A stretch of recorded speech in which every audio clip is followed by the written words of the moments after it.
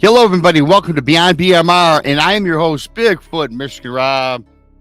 January 2nd, so Happy New Year. Happy New Year. I hope that everybody has a safe and prosperous New Year for 2024. Joining me in Studio B from Missouri, Krista. Beyond BMR goes beyond the mysteries of the world. We take you on a deep dive into all the rabbit holes, the different realms, the different realities, from Bigfoot to Dogman, from aliens to UFOs, time travel to the paranormal. How do all these things, how do they all come together? If this is your first time here, please subscribe to Bigfoot, to Michigan Rob on YouTube, the Blondes and Booze Paranormal Podcast on YouTube, and of course, Texas Front Porch on YouTube. If you like our content, the Super Chat is open. Yes, the Super Chat's a great way to help support what we do around here. It is greatly appreciated. Greatly appreciated. Also, all of our videos are free in the archives, and super thanks are also available should you care to donate. We do appreciate that. Thanks once again for everybody for coming on in here today. And, we're going to get right into it with Mondays is Texas Front Porch. I found on Monday, 7 Central, 8 in the East. Tuesdays is Beyond BMR, 8 Central, 9 in the East. Wednesdays on Texas Front Porch is the Diva Dimension, 9 Central, 10 in the East. And then Thursday afternoon is Brunch with Bigfoot, Michigan Rob. I come on at 12 Central, 1 in the East. And Thursday night is the Blondes, the Booze, the Paranormal Podcast, 8 Central, 9 in the East. And if you need more woo with the booze, Blondes, the Booze again on Friday, 8 Central, 9 in the East. And Saturdays is a Texas Front Porch. He does something called True Crime, Infamous Minds with Daniel Diva, Saturdays, 3 in the East. So we're on Monday through Saturday. Subscribe to each of our channels. Check out our awesome content across the board. Speaking about a couple other things I want to get in really quick while I'm still got you all here, is we are doing June 7th and 8th, 2024 Alabama Bigfoot Conference. That's right. Tickets are now on sale, $30 online, $35 at the door. Tex Wesson is going to be our host, the master of ceremonies, if you will. Speakers include Bart Nunnally, Daryl Denton, the Blondes and the Booze, Jason McLean, Greg Ogles, Martin Groves, and of course, yours truly. So that would be pretty cool. I know it's a little early. It's January. Just giving you a little taste of that right now here at the beginning of the year. Also, I want to thank everybody who's bought my book, Bigfoot Michigan Rob Presents True Cryptid Encounters, Book 1. You can find it on Amazon. I pinned the link up top in the chat. The link is also on my About page on YouTube, and it's pretty much on all my social media. Thanks to all of you that have bought it already. I do appreciate that. When Amazon comes calling, you got to leave a review because that it's all analytics these days, and it does help promote sales. So with that being said, I'm going to bring out my lovely Krista.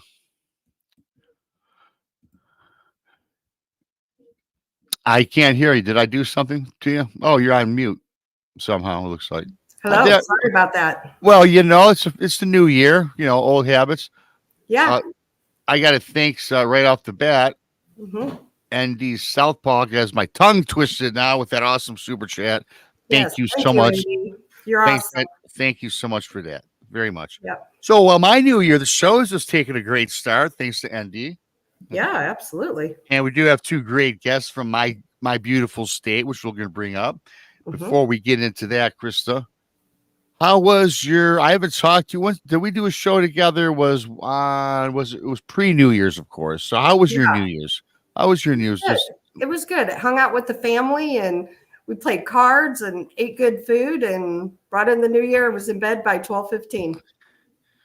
12:15. Yeah, what did I do? Well, what I did was I took my mom out to dinner. She likes the Longhorn restaurant, steakhouse. Yeah. And so I took her up there, got up there about 5 o'clock. We just hung out.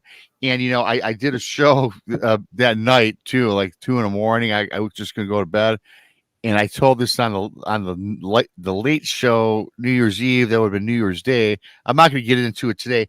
I ran into a guy that recognized me of all places in the bathroom of the Longhorn. He goes, BMR, Bigfoot Rob. I look.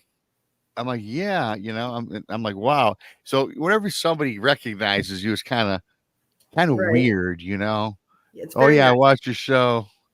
Yeah, And very this and cool. that. So thanks, Dorothy, for becoming a BMR pirate. Appreciate it. So yeah, we had about a 40-minute wait before we got seated. So I sat down with this guy, Steve, his wife, and my mom. We were at the Cool. bar, shared a drink, and he told me about a Bigfoot encounter he had Wow. here in our state of Michigan. And he may be coming on the show here in a couple months. So That's oh awesome. yeah, so the I things got a question for you though. Yeah. You sat down with your mom. What does your mom think about all of this? Is she a believer? Well, of course she knows about my encounter. And she was one of those that said, well, Robbie, you saw something. I don't know really what it was. I said, Ma, it was some sort of a monster. It wasn't a bear. So she does believe. She does. She believes I saw something. And yes, she will watch my shows. She watches them. Awesome. And she tries to piece them together. She gets the biggest kick out of, though, the 15-second YouTube clips I put out. There you go. So your mom's a YouTuber. Oh, I saw you short it again. It's always on my phone. I'm like, okay, great, thank That's you. awesome. Yeah, so Very cool. she likes it. Yeah. So yeah. So with that being said, I'm going to bring up our great guests from the state of Michigan as well, Wayne and Michelle. Here's Wayne, and there is Michelle. Hello. Hey, everybody. Hey, everyone. Yes, hello. Thanks for coming on in. Yeah, absolutely. And Krista, good seeing you again. Yeah, very nice to see you again. Oh. So I'm going to once again, thanks for coming on. January 2nd, a great year, great way to start the year with two people from the state of Michigan who I've known. I've talked to you guys off and on for a while. We gotta get together maybe this new year, right? Since we're probably not even an hour, we're probably a half hour from each other. I was going to say, didn't we have this conversation last time? We probably did. Yeah. Nice seeing him at the bar on a Facebook with a guy that saw UFOs. It was the air traffic controller. Remember Wayne from way back when, 1994? Yeah. Nice, I captured that. But before we get started, how was your guys' holiday and everything? Was it kind of like mine and Krista's, kind of laid back, relaxing? Very laid back. In fact, the joke is I think I took 2 or 3 naps before midnight. There you go. I was like, you're officially getting old when you have to take naps to make it to midnight. Right. I did the same thing though Sunday. I went to my stepson's house, but before I went, I took a nap because I knew better. So I hear you. Yeah, very uneventful, very relaxing, and I think we've decided to have a new kind of a yearly tradition. Michelle is the master of making incredible little hors d'oeuvres. So like Christmas Eve is usually an hors d'oeuvre dinner kind of night. So that's cool. I'm done doing big meals. Yeah. I hear you. So all the kids are kind of grown and gone and doing their own thing. And so there's no point in making big meals. And there you go. I'm with you. Yeah, I tell you what, I've been doing I've been really taking my mom out to dinner now the last several years since my father passed away. But prior to that, though, once I hit like in my 40s or whatever, I was not into New Year's Eve. I don't like going, even when I owned the bar. Yes, I was never there though, because I didn't want to be in with all the drunks. I had my managers, take care of it, because I didn't want to step the place in there. So for me, never a big thing. It was dinner. In fact, my mom and dad used to bring up my brother and I all the time. We always went to Chinese restaurants on New Year's Eve. And that was kind of a tradition when we were kids growing up. So, and that kind of matriculated into, that's what I used to do even when I was married and such. Thanks, Pixie. She's going to be on the show too, by the way. So yeah, it's kind of what it kind of got down to for me, was simply just laying back. As I'm getting older now with these holidays, I like to relax and do nothing, you guys, Yeah. there was a time when I used to like to go out and party, and it's just not me anymore. No, So, no. No, I find that we watch like the Times Square footage and go, nope, too big of a crowd. yeah. Nope, couldn't do it. It's too peoply. Yeah. Well, you know what, too, really quickly before we get on with the show here. When I was growing up, I always would watch like the Dick Clark's Rockin' Eve, see the ball going down, see everybody, out in the streets. And I was like, yeah, I've got to get there. I started saying this probably early 20s, mid 20s, 30s. I got to get there. I got to get there. And I waited so long that I really don't care if I ever get there. Right. I hear you. Yeah, I am absolutely. Absolutely. Yeah. I'm with So, you. well, so I got to ask you guys now, for everybody, let me pull this down. Thank you once again to Laura for gifting the memberships. That's awesome. You guys were known as the Michigan UFO Sightings and Paranormal Encounters podcast, which you were, which is why I can't believe I said it for the first time correctly, because that is going bye-bye, the name. Correct. You're going with Pit Chat Podcast. That's the shorter version, I take it. Yeah, exactly.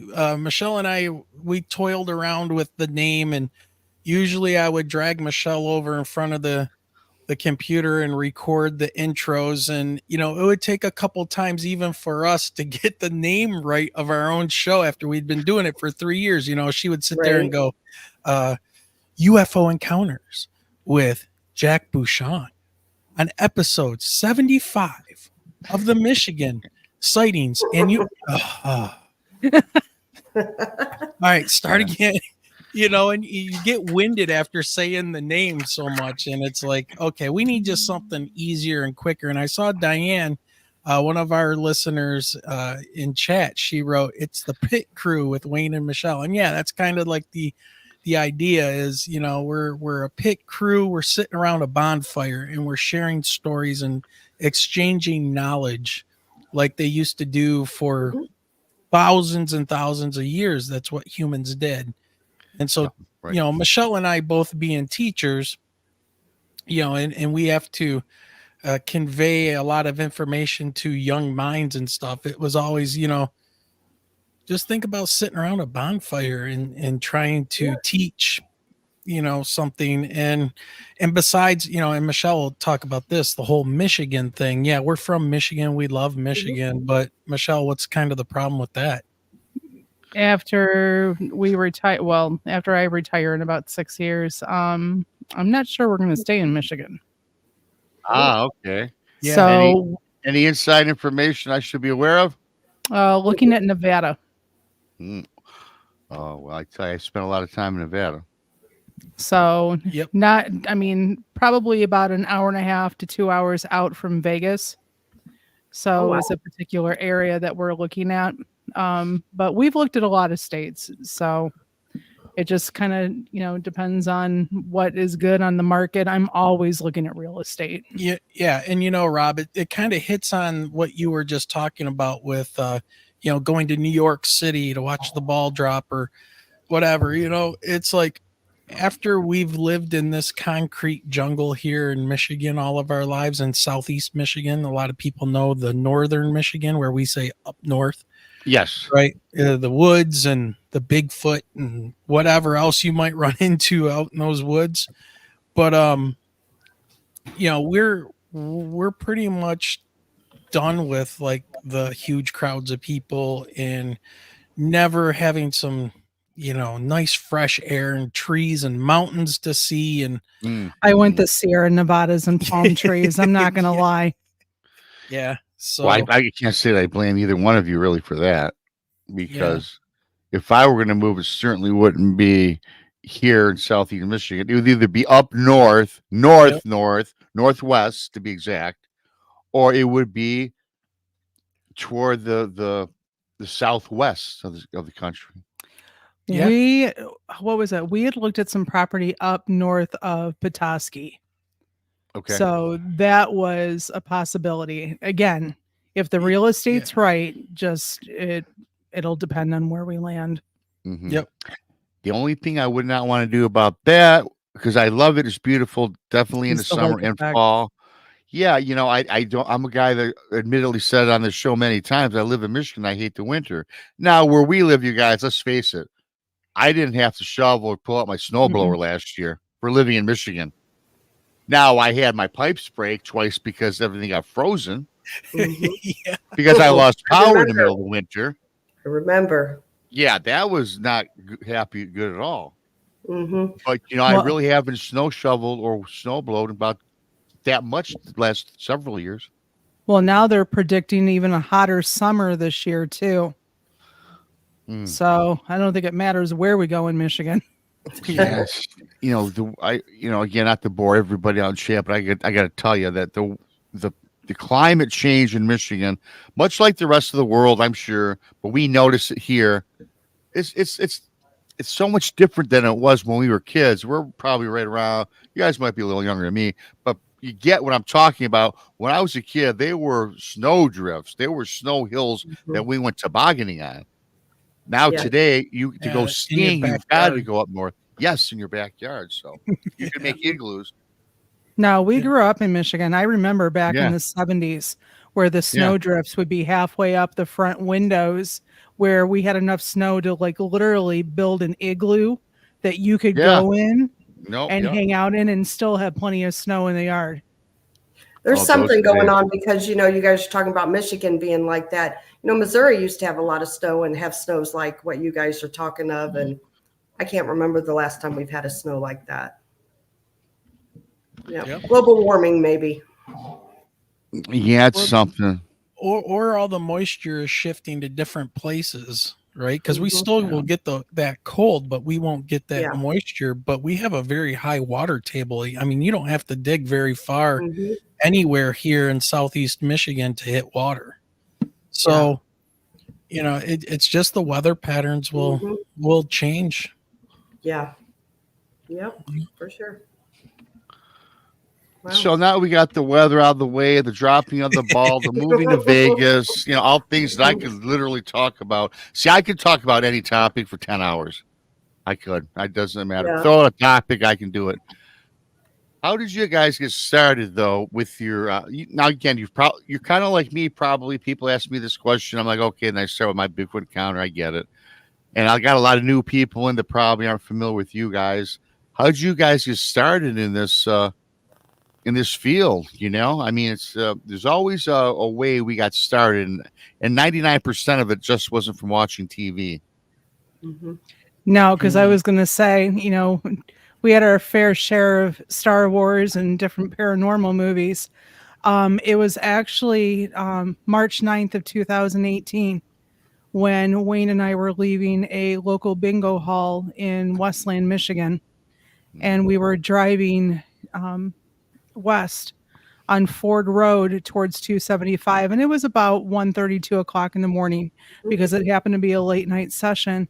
And so as we started to get closer to 275, we could see some sort of craft or something moving from I'm trying to think, northwest coming towards 275, trying to picture it in my head.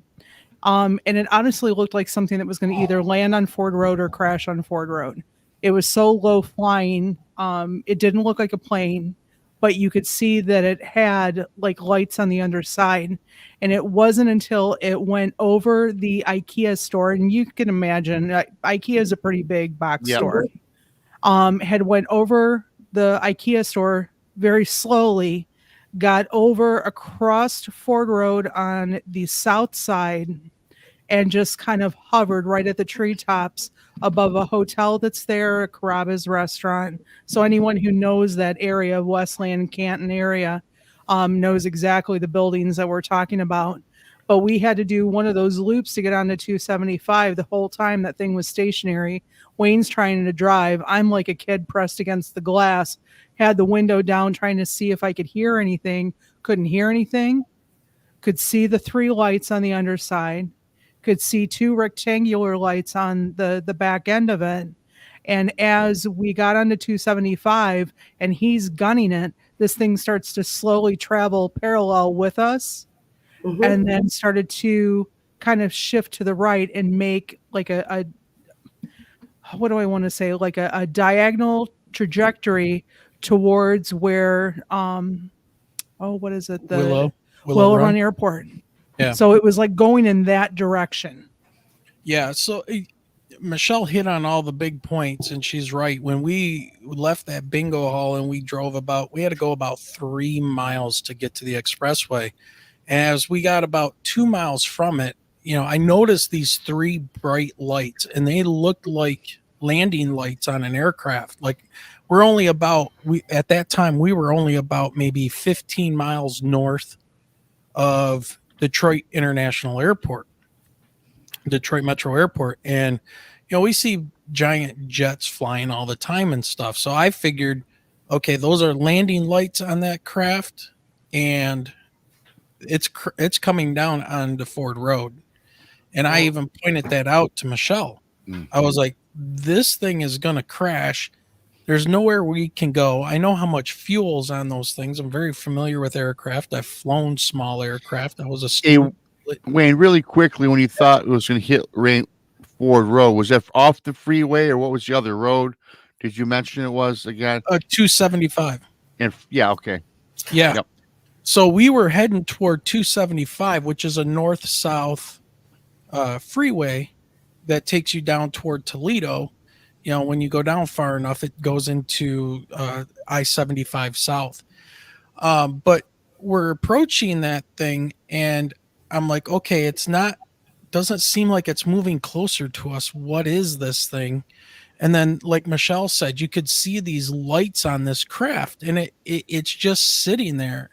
And as we got closer, you could start to make out the edges of it, and it was it looked like a fuzzy triangle, like giant black triangle, kind of hovering over the IKEA store area. And Michelle, because I was looking and driving and trying to keep the vehicle on the road and everything, Michelle was more pressed on it, so she got to see it more. Like her perception, she could see it moving much better than I could. From my perspective, as I look down and I'm looking around and I'm looking up at this thing and trying to keep the vehicle going, to me, it looked like it wasn't moving very much at all. But Michelle could tell it was kind of creeping along. And we got closer to it. As we got closer to it, I kind of did one of these things as we started to go underneath it. And I could see that there was this, the best way I can describe it is that in between the lights on the bottom of this thing, and I know a lot of people report these black triangles as having a big solid light in the center. This one only had the 3 at each corner.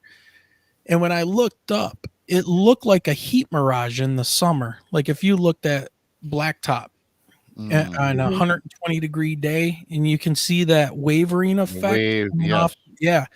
The light is being distorted by the heat. That's what this thing looked like on the bottom. I couldn't make out much of any texture or anything. I just saw that. At that point, I heard something in my head say, "Get away from here. You don't belong here. Get away. You don't belong."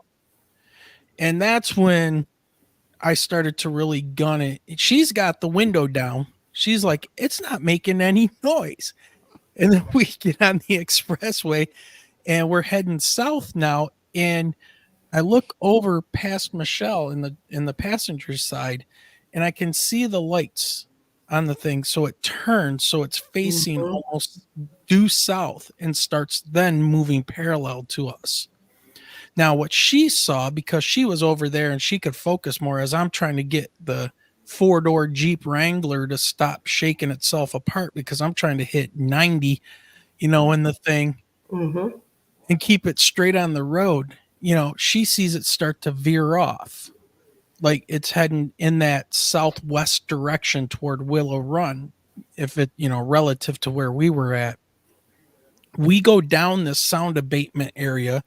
We lose sight of it because there's now a wall that comes up and blocks our view with trees on top of it.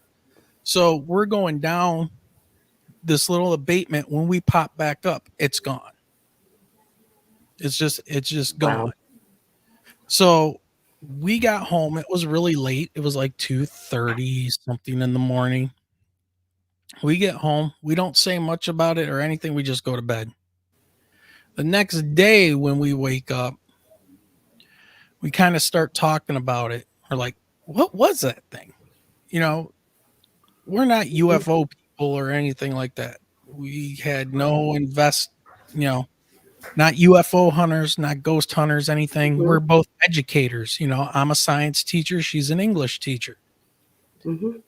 And everything I saw that night with that craft broke every common knowledge rule of physics. Mhm.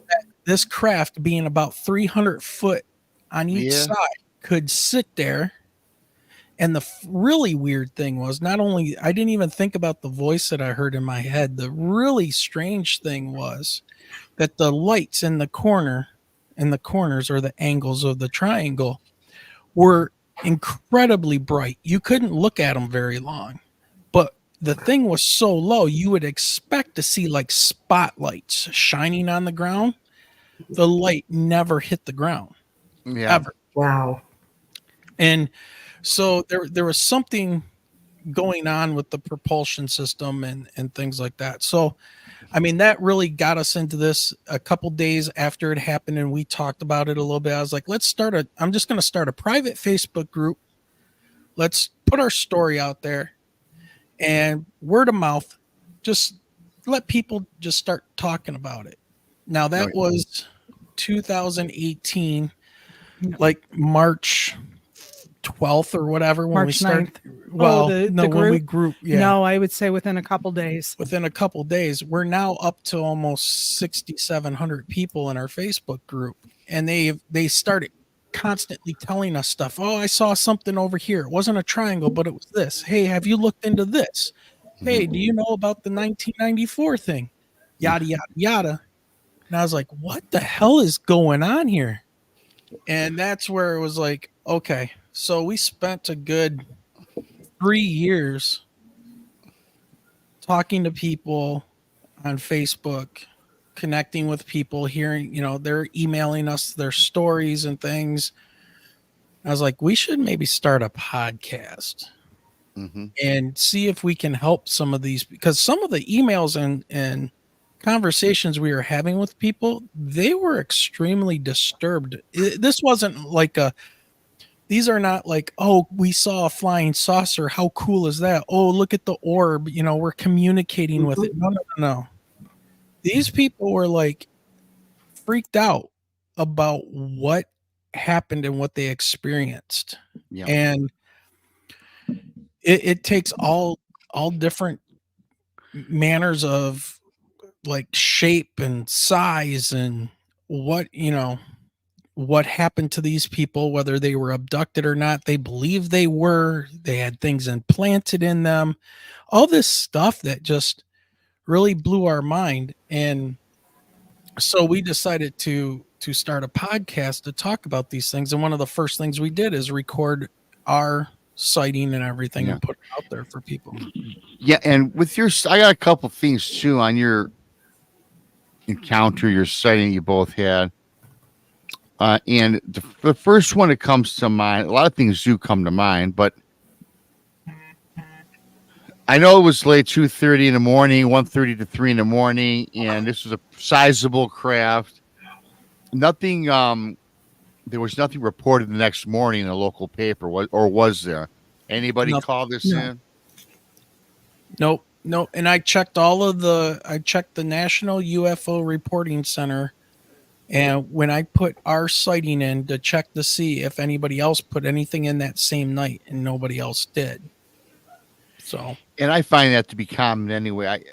You guys probably know more so than I would, but I've spoken to several people that have seen a UFO a mile long or like 100 yards long in their backyard. And I always ask that question, well, Did it ever get, next day? Anybody the news reported? No. So that's pretty common. But what really disturbed me about your encounter was when you had that telepathic message, "You don't belong here." Now, first of all, we're talking about something let's just assume this is a UFO from another world, right? Well, they number one don't belong here. I can see if a Bigfoot, I can see if a Bigfoot's telling me I don't belong there because maybe I don't because that's his world is the forest. But now, I'd be kind of Wayne. I gotta tell you, I'd be mad at that UFO. But I'm kind of joking. But that to me is more demonic than anything. Well, From people that have told me things, right? And I'm not yeah. suggesting this is either. Well, that's an interesting point, and you could go down that route. But the thing that's really interesting about it is that not only was there a voice, but I had that what came along with that voice was a huge amount of terror, like emotion, like getting hit with like the emotions of everything all at once. Like that's all I can really like. I was terrified, and I've never been that scared before in my life until I heard that thing because I knew it wasn't my voice. Right. I don't know what it was, and Right. the emotion. It was like emotion attached to the message.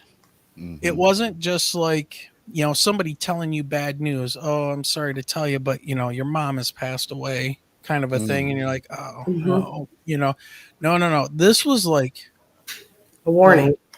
like, yeah, like you need to get out of here now. Like that's how it felt. You don't belong here. Like we're not supposed to see what we're seeing. And it knows that we see it. Right. And so, so to your point, Rob, I get where you're coming from, but that's one of the reasons why, we try to get out of there. And I don't know what to make of it. Now, people will say TR3B, it's human stuff. They're testing things on people, which okay, maybe. But as far as I'm concerned, if that craft was man-made, if that is one of our vehicles, and they're testing this stuff over populated areas like Canton, Wayne, Westland, Michigan areas, highly populated, right? And this craft is huge, and they don't want people to see it. Don't fly it over populated areas. Yes, absolutely. That's why I had asked you guys, even though it's 2 in the morning, 1, 2, 3 in the morning, popular area. I've been out on that freeway at 1:32 in the morning before. It's millions of people live there, so it'd be very easy. Yeah, there's a lot of people out at night, regardless. Especially on the. I don't know if I forgot if you guys were on the weekend. You were the weekend, right? It was a driving Friday home. night. Friday night, yeah. So. Yeah. And, there were cars around us. Nobody else seemed to react to it. And it was just us. And we both saw it. I mean, if Michelle, if Michelle wasn't there and I had seen it, this would not be even a conversation because I wouldn't say a thing. Yeah. I mean, it often makes me wonder if the other people that were around you, scarcely driving around you, I wonder if they had a similar experience, but just haven't come forward about it. Because many people don't come forward about things. Yep. Depending on how they want to be, they don't want to be judged. We all hear that term all the time. Sure. Yeah, I agree. I mean, there's a quick question that kind of ties in with the telepathy part. Little Patty asks, for Michelle, did you hear the telepathy message? No. So, in fact, the first question that I had asked when I saw it become stationary over the restaurant in the treetops was, when did our military get that? Yeah. Wow. So I looked at it from a completely different angle, but again, still curious. Sure. It's late at night. there's something in the air that's not making any sound. I was not even thinking about any of the risk factors, just putting the window down. Also wasn't thinking about grabbing my phone either. Right. My phone was in my purse, and the purse was on the floor of the Jeep. And So that, and Michelle's exactly right, that neither one of us thought about that. In all of these like encounters and stuff that we've talked with people, when these things happen, it almost seems like it's something that gets put out by whatever this is, or the last thing on your mind is grabbing your phone, right, to take a picture. And maybe it's us because of our generation, we're Gen Xers. So our initial instinct isn't to grab a phone to take pictures and videos of everything. Now the young kids today, that's what they do. Everything's got to be a video or a picture. But for us, it was Gen like, Xers, we just put the window down and we're like hanging out the car trying to figure out. Yeah, she's, and I'm going, okay, I'm hearing something in my head. Now, Rob, there was somebody in chat here, Ristel, who says, my brother-in-law had a sighting in the 80s of a triangular craft and described the heat mirage thing also. There you go. I mean, no, I mean, I think that I know you saw something for sure that was it was a craft of some sort. And I got to tell you, when I was a kid, I saw a craft when I was 7 or 8 years old. Mine was not a triangle. Mine was the typical, remember back in the days, the flying saucer? My mom's the one that got me and my brother out of bed and showed us. I mean, she stared at this thing. Yeah, and it was hovering in our yard, but certainly the whole city block, because it was much larger than that. And it was maybe, as a little kid, I can't tell you how high up it was, maybe 200 yards, maybe, just guessing. Wow. But it was, and so I tell you what, long story short on this one, my mom called my dad, and you're not supposed to call your back then he worked at Chrysler. You don't call the floor because unless it's an emergency. The kids are dying, you got hit by a car, otherwise don't call, right? So got him on the phone, he got pissed, hung up on her, whatever. Oh, come on, Pam, blah, blah, blah. But the next day here in the state of Michigan, at 5 o'clock news came on, me and my brother in our bedroom doing homework. My dad's home from work. My mom grabs me and my brother out of the bedroom, watch the news, and that was on TV, not the flying saucer, of course, but the report that over 300 people called this thing in for a local alleged flying saucer in the city of Southern Dearborn Heights, which is where I lived at the time. And so that was something caught by people, and they called it in, And, Wow. And now we've had people report that same night, send us their reports of seeing a triangular craft, but it was in different parts of the state around that same time.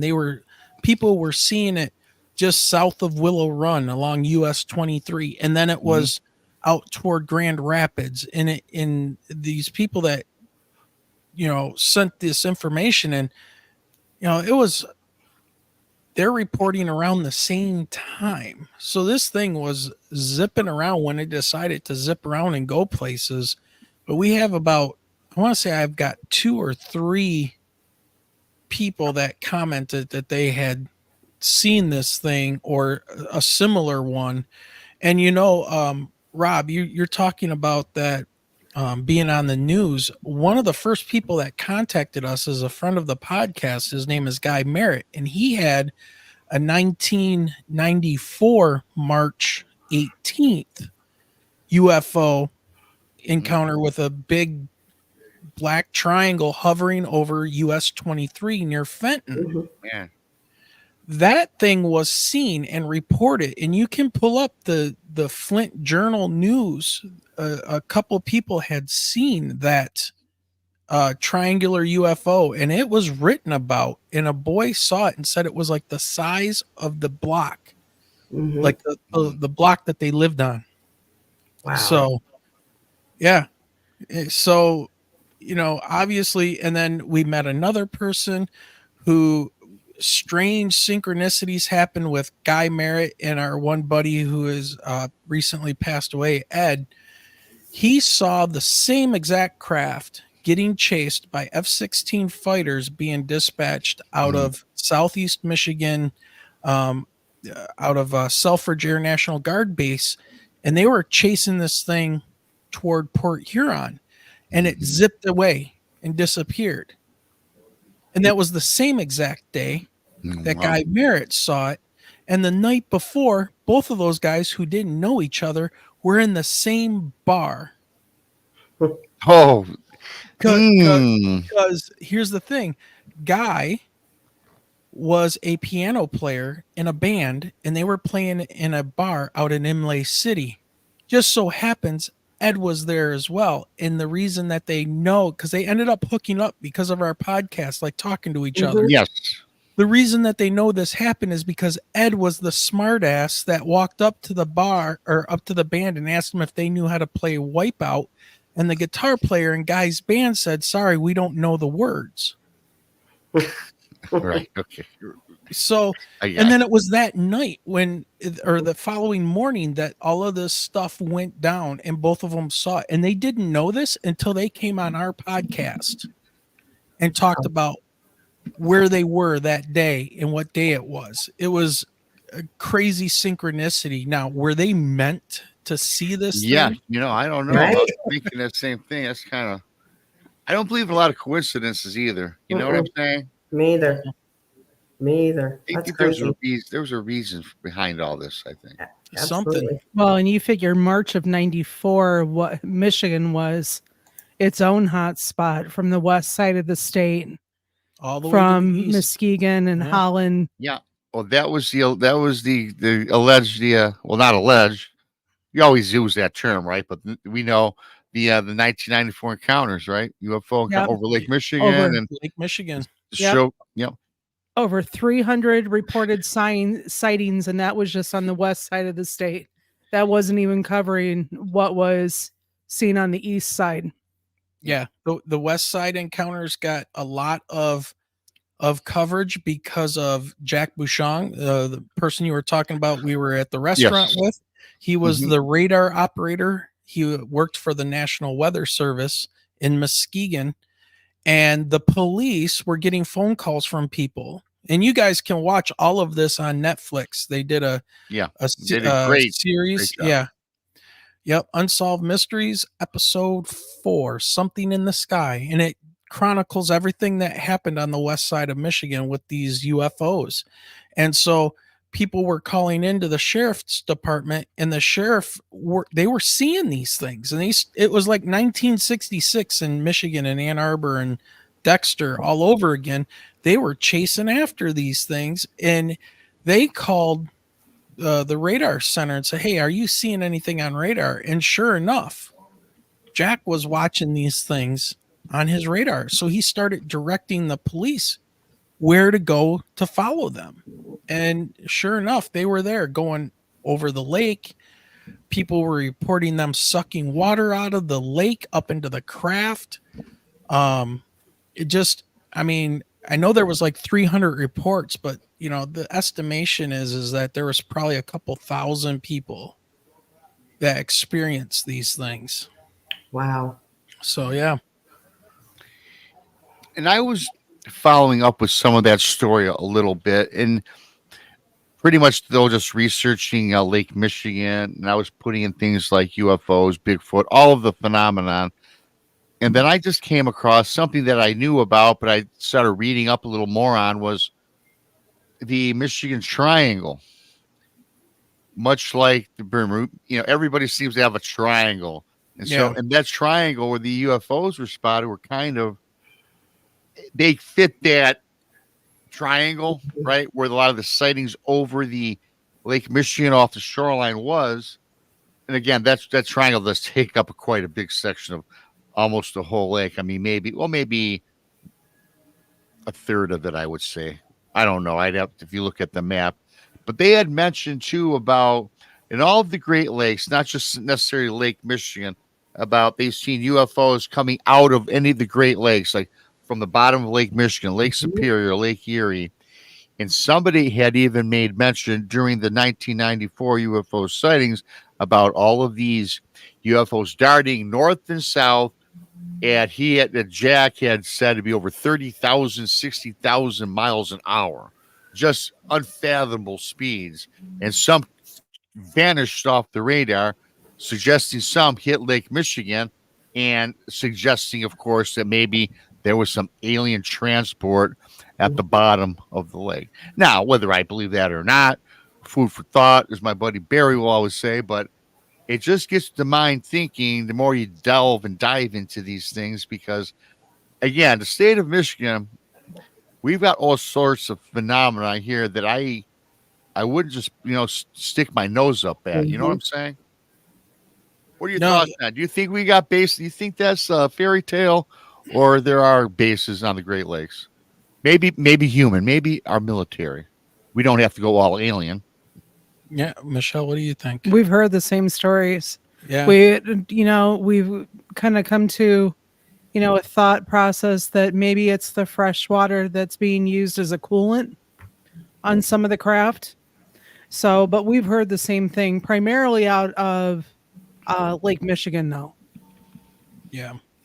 Now, one of the things I will say is that the speed that these things are reported that they can move. I know Rob, you had just said about, these craft, they disappeared and, it's kind of assumed that they went into the water. Right.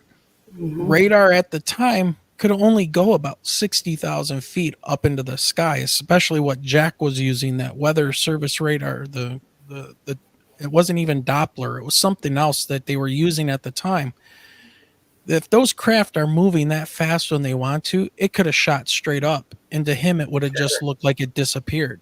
Yeah. By the time the radar screen, the dish moved all the way around one time, that thing was gone. So it could have went down in the lakes. Now, my personal theory is we have some of the most freshest, coldest, and deepest freshwater lakes in the world.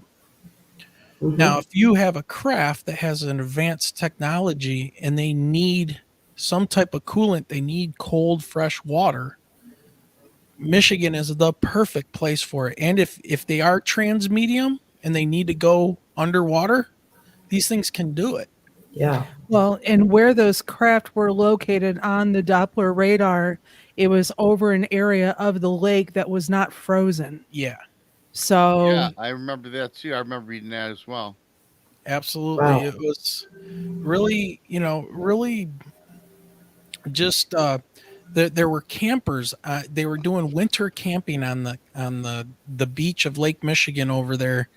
Where was that, Michelle? Like Grand Rapids area? Or, no, it was what was that? It was south of Holland. Yeah, somewhere in that area. There was a report of two campers doing winter camping, and they saw these craft, and all they saw was like a water spout, like a tornado over water, sucking water up a couple thousand feet out of the lake where it wasn't frozen up into a light that was shining. Mm-hmm. Wow. So at least their perception of it was that this thing was drawing water up out of the lake where it wasn't frozen. Yeah. So in my mind goes to nuts and bolts craft. You have an engine, you have a reactor of some kind, nuclear reactor, right? Whatever. You have to keep those things cool. And the best time when the water's probably the coldest in Michigan is probably March. Wow. Interesting. Yeah, and and even the fact that Michelle brought that up, 'cause I remember reading that part too. It was like certain parts of Lake Michigan were still frozen solid, but just this, and a lot of it was breaking up. It was March, it was very cold, and the entire Great Lakes don't freeze. The entire lake does not go solid, everybody. It's so big that there's water relatively available, right? But if they thought it was really strange, because I had mentioned where all these craft were hovering, jetting up and down, boom, boom, boom, it was kind of over the area where there's that big circle of busted up, unfrozen water, where they happen to think that the craft just kind of disappeared, offering that suggestion. But now, of course, we speculate. What you told me about the Doppler, there's no way that we can track that. But Correct.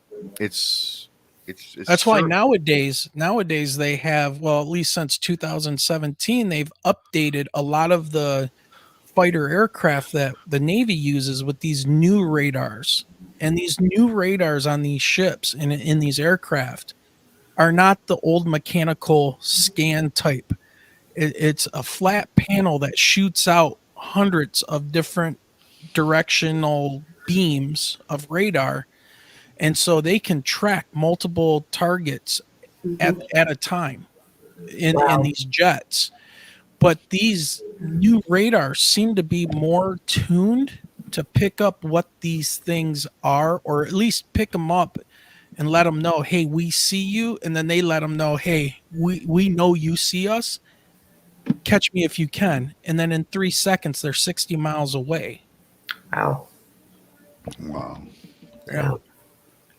So, it's one of those things. And unfortunately, until somebody produces something, some kind of craft pilot, something, it's all still just stories. But thousands and thousands of people, especially here in Michigan. And this has been going on for a long time. No, it has. And we're going to continue on with this. What we're going to do is we got a bunch of people in chat. So I'm going to just take a 10-second pause. Now, if either one of you need a break, I can just put you on, but I'm going to keep it rolling. So during this time, that's the mark for Randy. Why don't you guys tell us really quick where we can find you while Randy does those edits? You want to talk a little about the podcast again? Drop the links. I think Lily's dropping the links for you guys. Yeah, I see Lily doing that. So just so everybody knows, we were called the Michigan UFO Sightings and Paranormal Encounters podcast, but now we're called Pit Chat. So same links all work and everything else, but here's something important for everybody to know. This Friday, our first show of the new year, we're going to have Rob on. That guy right there. Yeah. So Rob will be our guest for our first show of the new year at 8 p.m. Very cool. Yeah, look up Pit Chat, and we would love and would really appreciate people to come on over and subscribe and come check out the show. And we talk about all kinds of stuff, and we're going to continue to branch out. So, sounds good. And just taking care. And I see a lot of newer people in chat, perhaps friends of yours, or just the growth of the channel. I don't know, a combination of both.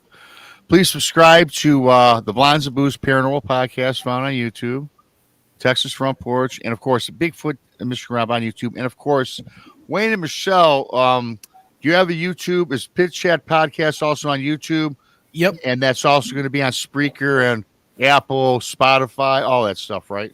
All of it. Yep. Okay. You'll find it's on all the same places where Michigan UFO Sightings and Paranormal Encounters podcast is. So it's just a name change, a rebranding. Okay, very good. Awesome. I was already subscribed to you, so I should still be subscribed, correct? Okay. Good deal. Good deal. Very good. Very good. So, we're going to still talk a little about UFOs and that, but I do want to change gears just a little bit because, you talked about the telepathic message you've got driving down, 275 when you saw the UFO. And then we've also got people in the woods that will have, it's another thing that really haunted me was when this message said to you, you do not belong here. Much like a person in the woods that comes across a cryptid that says telepathically, you do not belong here. And I always tell people, especially on this show, I think that UFOs, cryptids, the unknown, paranormal, I think they all have some correlation. I think there's some association with all of this linked somehow together. And that's why you can take your story on the UFO and you can flip that into an easy cryptid story, especially with that communication. So I know you dabble into it. You've never had an encounter or anything. But what's your thoughts on that? You think a lot of these cryptids and UFOs or other phenomena for that matter are connected somehow? Either one of you? Michelle, you want to jump on that? I don't know if I think the two are connected. Mhm. I think that if with cryptids that they were here long before us. Yeah. Mhm. And I So- think the same thing about the UFO stuff. I think this is Yeah. stuff that's been written about in mythology and called angels and or demons, by Mhm. certain religious and people in the past. I I think I'm kind of different with Michelle on this. I think they are kind of related. I think there is something that happens, and it might be a form of the technology. It's a thinning of the veil. It's different aspects of reality that affects our Mhm. brains. And so we see things differently. Um, it's just like the classic UFO thing where somebody will be standing on a beach with a bunch of their friends and see a UFO and point to it and go, "Look, everybody, look at that." Mhm. And they'll be like, "What? We don't see anything." Yeah. And they might even take a picture of it. And then there'll be like a little tiny, like little blurb or something. The person on the beach saw it as one thing. The other people either saw it as something else or didn't see it at all. So I Mhm. think there's something that is happening with our perception. And our perception is only what our eyes can detect and what we can Mhm. smell, hear, taste, or touch. And usually our eyes are our best means of perception, but our eyes can easily be fooled. Everybody knows this. Right. So it could be just maybe it's just the way that these things, whatever they are. I know in certain religions they say that these beings, these things that we're seeing are beings that have been here even before man was here. Mhm. Like they are the true first race. And like in Muslim cultures, they have the jinn, Mhm. right? In demons. And their explanation for this is those were the first people, the first things on this planet, and they're still here. They're Mhm. just not here. We just don't perceive them. Yeah. So I think somehow they are related, but Mhm. what the purpose is and what they're doing and the motivation, I don't know. Maybe we're just something interesting for them to play with and watch. Yeah. Yeah, I've had many people on, even one of our, we had Brian Bowden on. We talk about that. Several, he's been on several times. We always Mhm. talk about the how they come together. I think that here's my thing. I think I agree with what you're saying that they've both been here. Aliens, UFOs, cryptids, way before us. They might have been the first creatures or beings that walked the earth, right? How do we know that they weren't, right? And I think they're familiar with each other. I think that a lot of times when you hear about, because you hear this all the time about orbs in the forest, Mhm. and all of a sudden there's a Bigfoot sighting, or you might see a UFO in the woods, or some Mhm. sort of unknown flying object, then a Bigfoot's in the area. Well, how do we know? And I'm not suggesting they were beamed down. Bigfoot was not beamed down from a spacecraft, or he evolved out of an orb. I believe that Bigfoot, however, can evolve out of the elementals of the forest, Mhm. portals in the forest. I think trees are portals to an extent. I think if you look at the forest, it's like the internet of the land. Much like the technical aspect to us, the internet is the internet, how we're doing this communication. I think that's what the Mhm. force. I wouldn't have told you guys this like 5 years ago. I started studying this stuff, right? I think, again, the forest is a map. It's the internet highway for all these beings, all these spirits of the woods. It can be spirits, cryptids, something from another land, another world. I don't know, right? And I think Mhm. since the world's been there for so long and these maps have been laid out for us, that these are avenues and travels for all these things. Yeah. I think I that's my actually, assessment.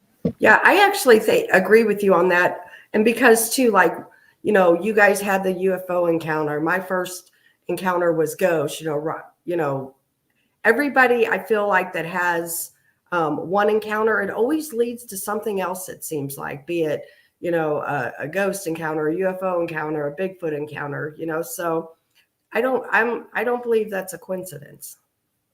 Yeah, You know? perhaps when you get exposed to these things, you get, I want to say tagged, but maybe you just become more open, Yeah.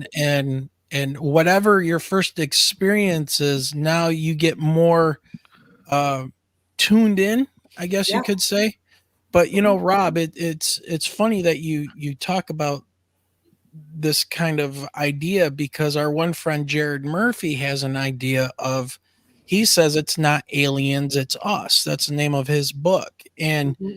his idea is that Earth is basically like a shut down computer system that's basically working on a broken OS. Something happened to Earth that damaged the soil, and you could use back in ancient times with the technology. It's how we built a lot of these structures that we're still Yeah. scratching our heads going, how do we do this?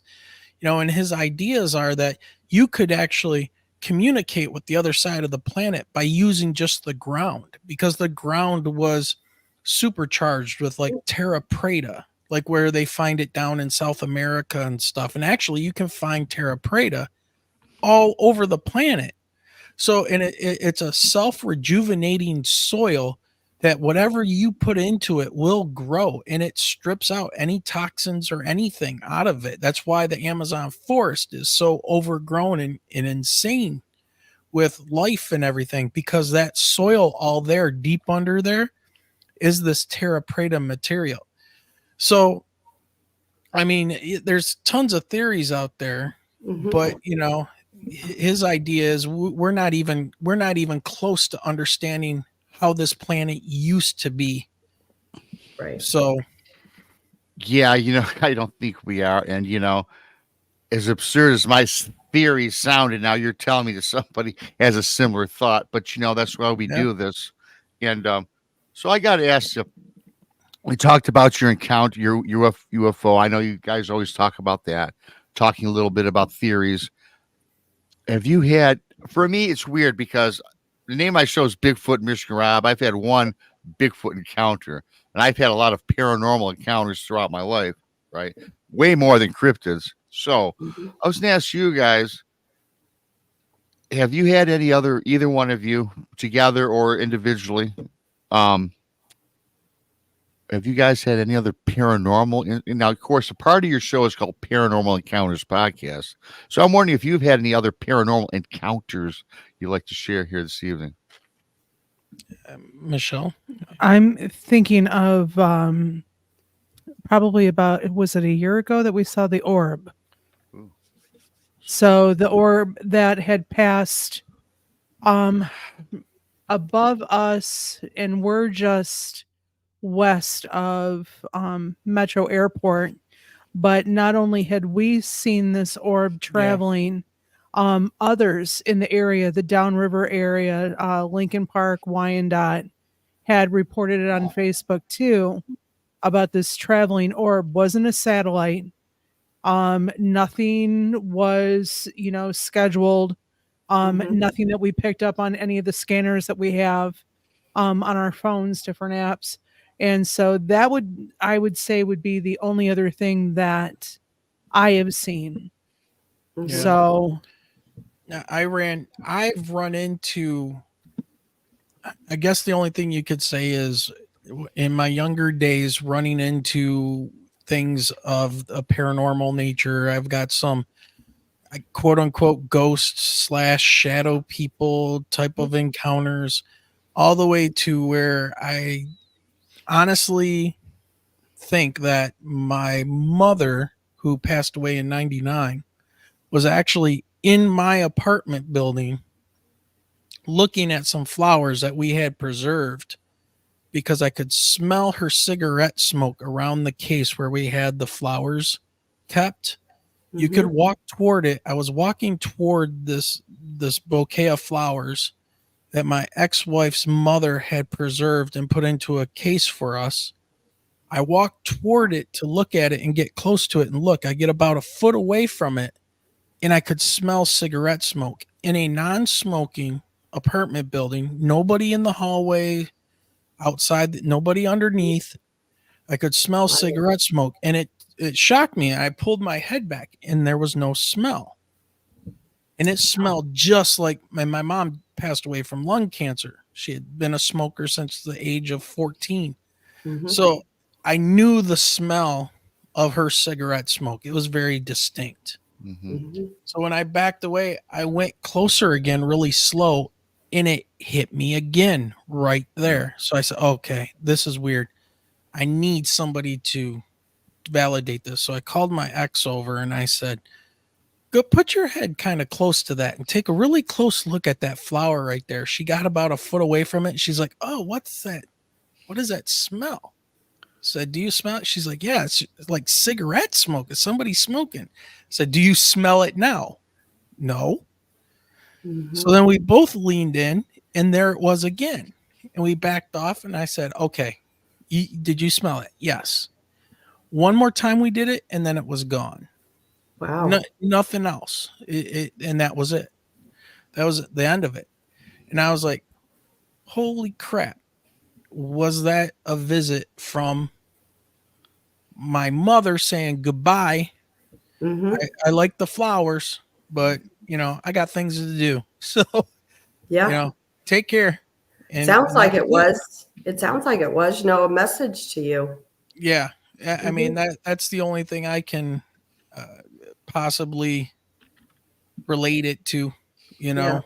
So there's that, and I had a point where I was sleeping one time in my old house in Howell, Michigan, and up on the second floor, I was home alone.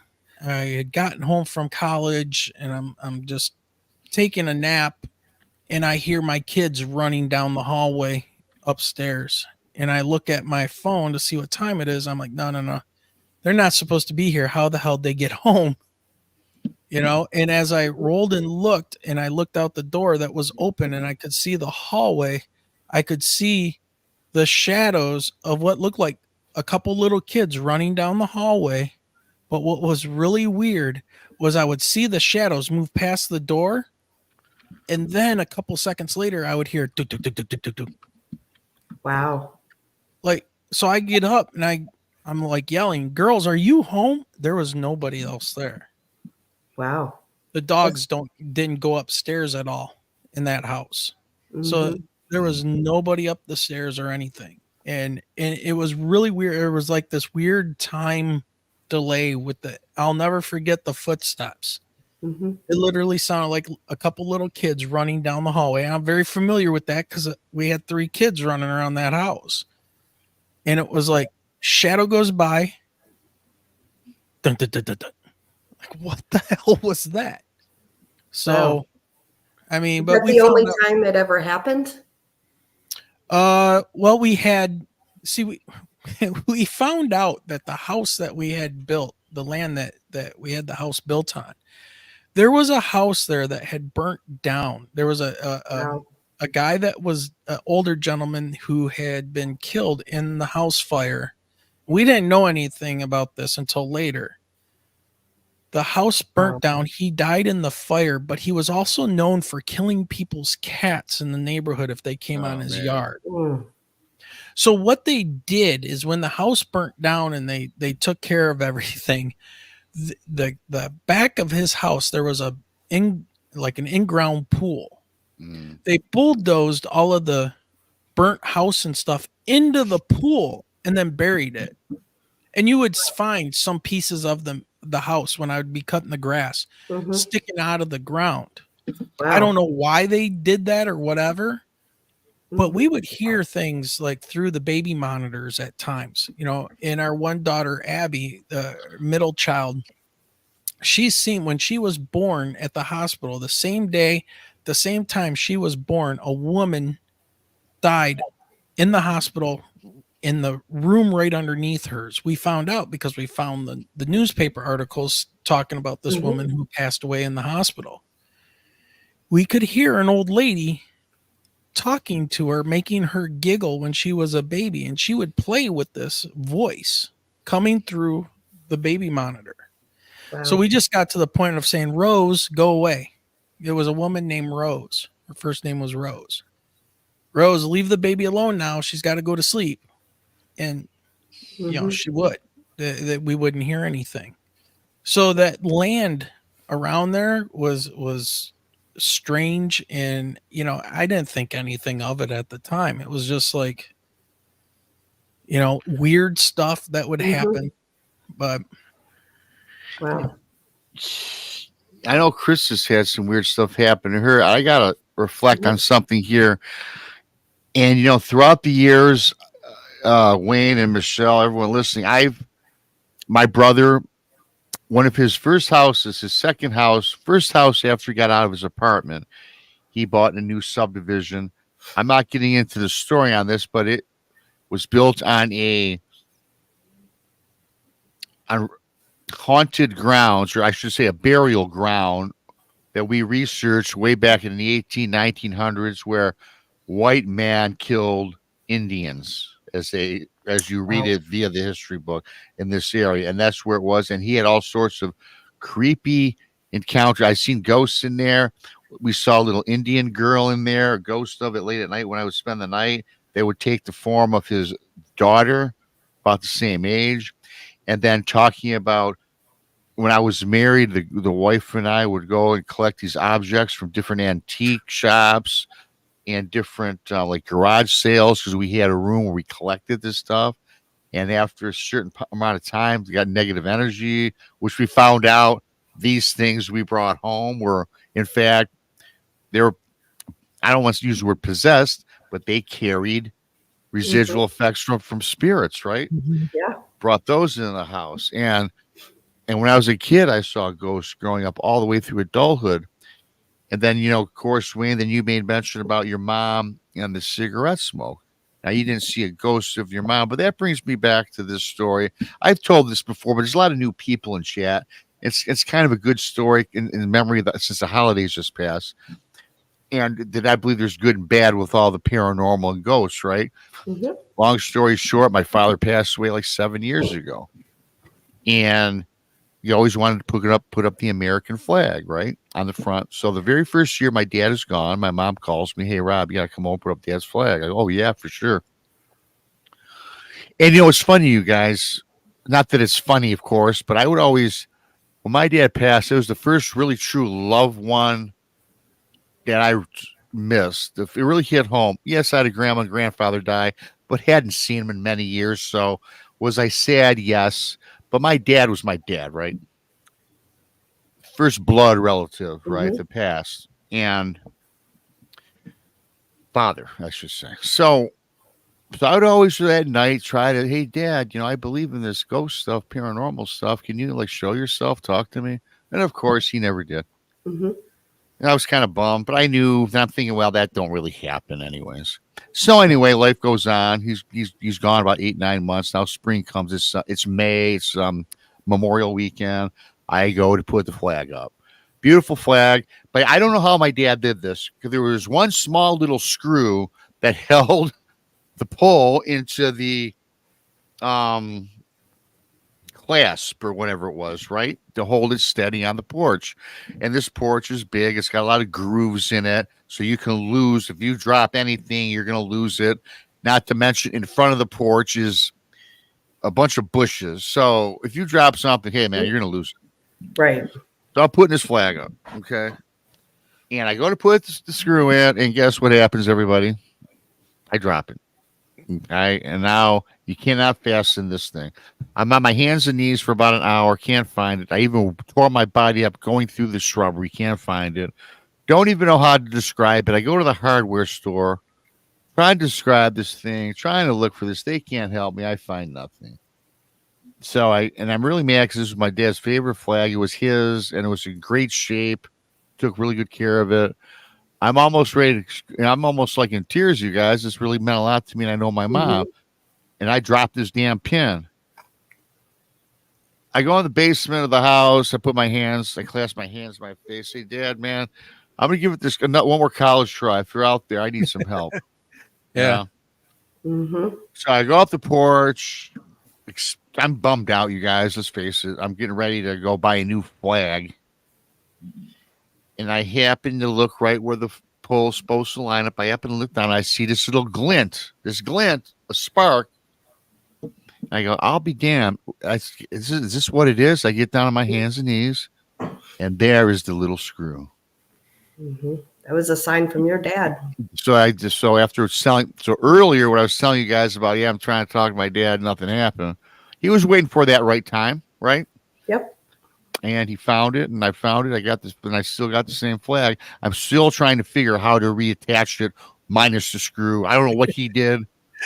My dad was a machine repairman, and he never went to college either. He's not an engineer. He could make stuff out of nothing. I never got that gift from him. I can't make crap. But the only thing I can just put two batteries together with the wire and make a light bulb light up. I can do that. Right. Trick. Remember that one? But yeah, other than that, so I still got to figure out how to keep this flag because I'm going to lose that screw again. It's just too small. And the older I get, I drop a lot. I get the dropsies a lot lately. I don't know. That's a pretty cool story. I mean, both of you guys, I feel like you both had messages from loved ones, you know? Yeah. I think there's something there that humans have lost probably many generations ago, some type of an attachment to a spiritual world or whatever this other place is.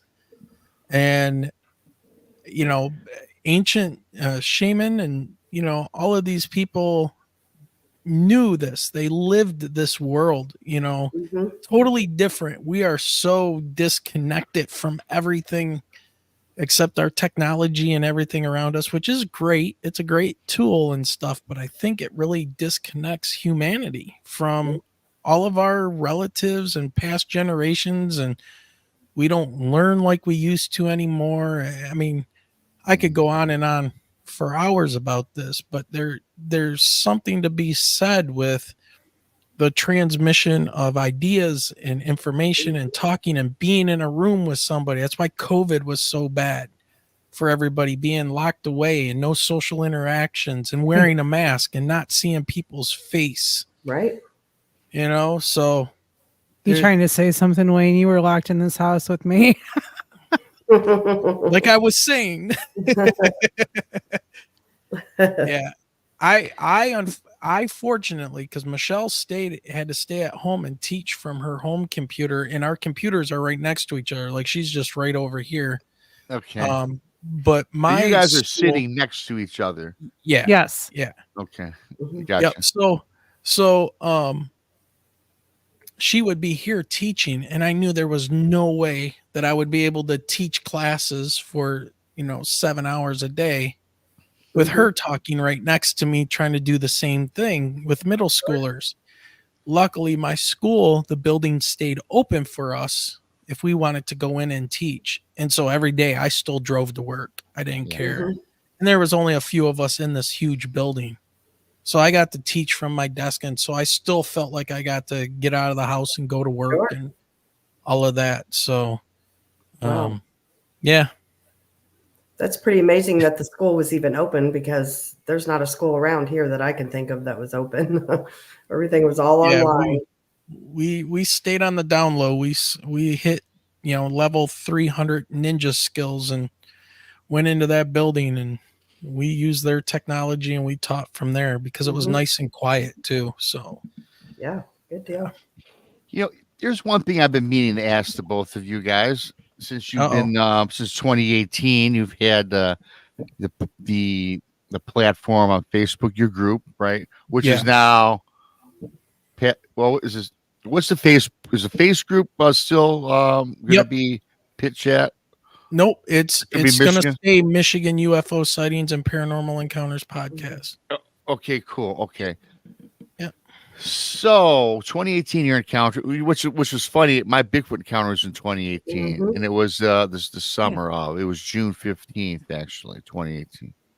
But anyways, anything What's you could going on in Michigan in 2018? Huh? Yeah, well, that's kind of a question, right? I mean, and I didn't get nothing communicated with me, but I was certainly vocalized that, right, and spoken with in some language I did not understand. But So being in the state, anything you guys can divulge upon, since you've got you've spoken with a lot of people here in Mhm. our A lot of state, are there any, how many other stories that you've listened to that when you hear the story, you're like, man, that's something else that's really probably happened or that's similar to yours regarding a triangle? Have all the accounts you've had been triangles? Have they been various shapes? Circular, oval, saucer? Anything you can like share that might be a little close to home as well? So, Anything, something stood out to you, like wow, well, like the yours stands triangle, out to me. Yours the stands tri- out to me like nothing else. yeah, Mhm. the triangle ones. I mean, we're biased, I'm sure, and because of our triangle encounter, but the triangles are the ones that get to me a lot, and there's plenty of them. There's plenty of them that go way back. Um, 1994 again, man, that year. The saucers of 1966 here in Dexter, Ann Arbor, Hillsdale area. That was a UFO thing that went on for 3-4 weeks of, swamp gas is what, Project Blue Book and J. Allen Hynek came out to say that it was. But Gerald Ford, a president, he Mhm. wasn't president yet, but he was a representative or senator of our state, brought in the Air Force because so many people were seeing these things zipping around. Even the sheriff out in Washtenaw County, where Ann Arbor and Dexter and Hillsdale and all these places are located.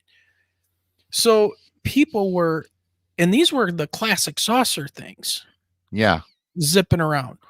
And people were so upset by it that they contacted their congressman and they moved on it and Mhm. brought the Air Force in.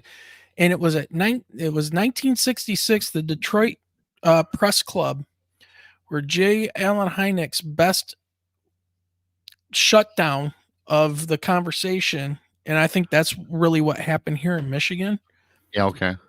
was the we can't really confirm what these things are, but we're thinking it was probably swamp gas. I mean, you can see Yeah.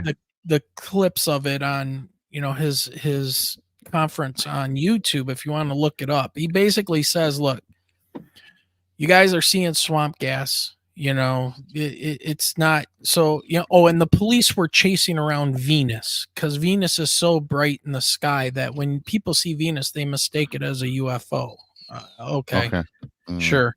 Um, but yeah, I mean, so I think when that happened in the US government put that forward in the faces of people that were asking for help and wanting to know what was going on. We had senators and congress people complaining, wanting to know what was going on.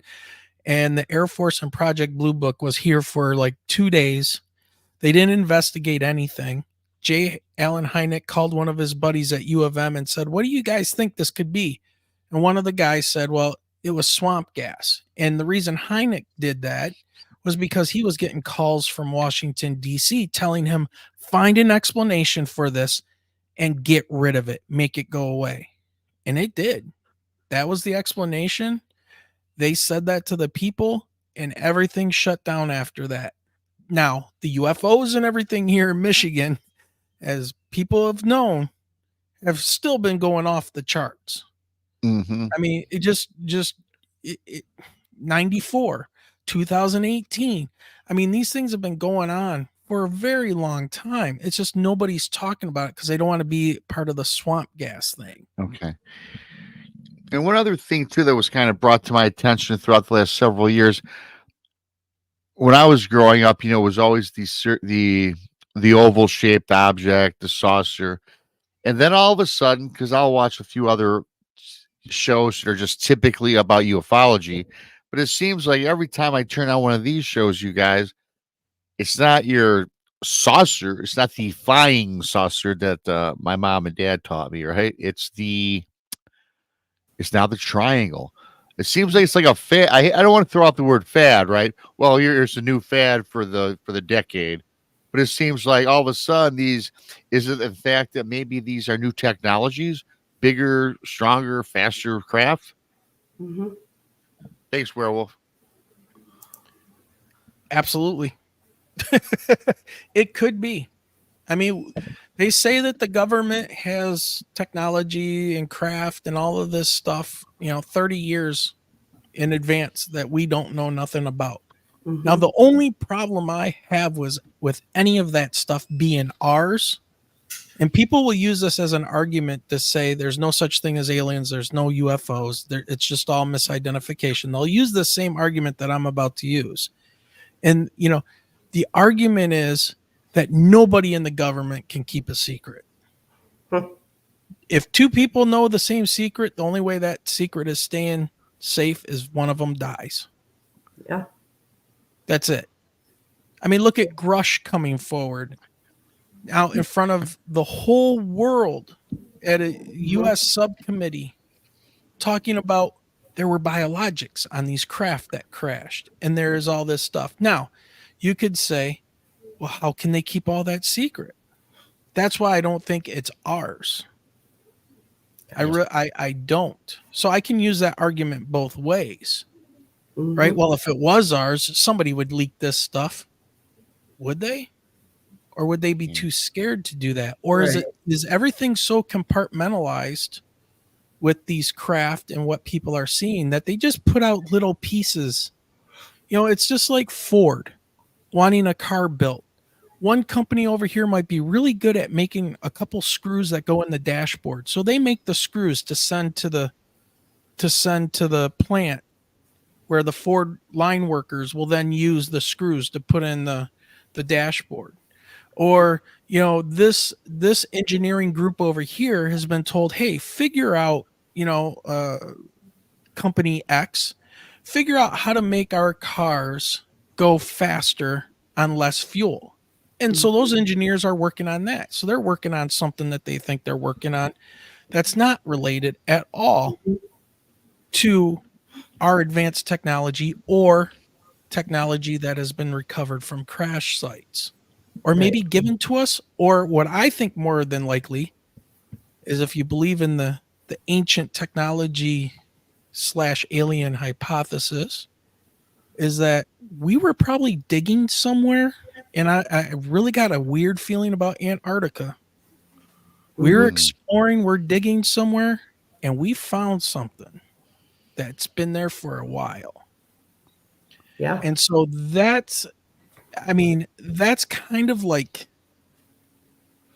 what that's what I'm thinking. We found something. They don't know what it is, so they've broken it up into pieces. I mean, the World War II Manhattan Project, the construction of the nuclear bomb was spread out all over the United States. Nobody knew what they were really working on till they brought it all together. Right. So we could be doing that today. There's no point in keeping a secret because, as far as you know, you're not working on anything secretive. Right. Right. Right? I'm just telling you to, hey, check out this piece of metal and see what it is. Oh, it's this weird multi-layered stuff. Where'd you get it? Don't worry about it. Thanks for doing the analysis. Yeah. We'll be in touch. Here's your check for doing the work. Thank you. The taxpayers, thank you. Wow. I mean, it could be something like that. Yeah. So there's no secrets to keep. Wow. But then people do die strangely, and they're involved in this stuff too. So Yes, true. they are. Very true. Hey, Rob, they have several questions I've been starring. Okay, have you? Okay, we can do that. We're getting close to almost an hour and a half. Yeah. Go ahead, Krista. You can go ahead and get to those. All right. Yeah, hit us up. Robin M. asked, hi, Rob, Krista, Michelle, and Wayne. Where is the closest military base from your sighting? Would that be Selfridge? No. Well, Willow Run's not a military base anymore. So yeah, it would be Selfridge on Lake St. Clair, probably about 35, 40 miles to the east of us. Not too far at all. Not too far. And then Fruition asked, did you get an image of the being as the message was being projected? Nope. Just the emotion. Gotcha. The words and crazy flood of emotions. Yeah. Then Farishan also asked, did you get a visit from a alphabet agency? Okay. We can kind of talk about this real quick. All right. So I don't think I'm under any kind of disclosure or non-disclosure agreement anymore, but anybody out there in the UFO paranormal world knows who Micah Hanks is. He does a program called the Micah Hanks program. I met him last summer at the Cosmic Summit with Randall Carlson and all these guys talking aliens, ancient technologies, you name it. But I got to talking with him and telling him Michelle and our story about the triangle, and he was fascinated. So we ended up talking for about 3.5 hours. Wow. And I handed him a card. I just walked up to him and was like, hey, really nice to meet you. I liked your presentation, because he opened up the whole Cosmic Summit talking about UAP and disclosure. Wow. And so I just handed him my card and I said, hey, if you ever have a chance and you'd like to come on our show, we'd love to talk to you. He goes, hey, great. So I said, well, my wife and I got into this because of our encounter. And he's like, oh, well, tell me more. So we went outside on the, and he's drinking the beer and I'm drinking some soda and we're chatting 3 hours later, so I ended up getting an email from him and he wanted us to come on his show. So we went on the Micah Hanks program and we did the incident at Ford Road is what he called it. If anybody wants to look that up and hear our story. Then he came on our show and talked. Then I get an email from him about a week and a half later. And he says, I have somebody that wants to ask you guys to look into a drawing from a naval officer who saw something very close to yours, what you saw. He goes, it's Christopher Mellon. Christopher Mellon's the former Secretary of Defense. That's wow. Really nice. Wow. Yeah. So Alphabet Agency, high-ranking government official. Let's just say that who's still working, on actively in Yeah. this case. Yeah.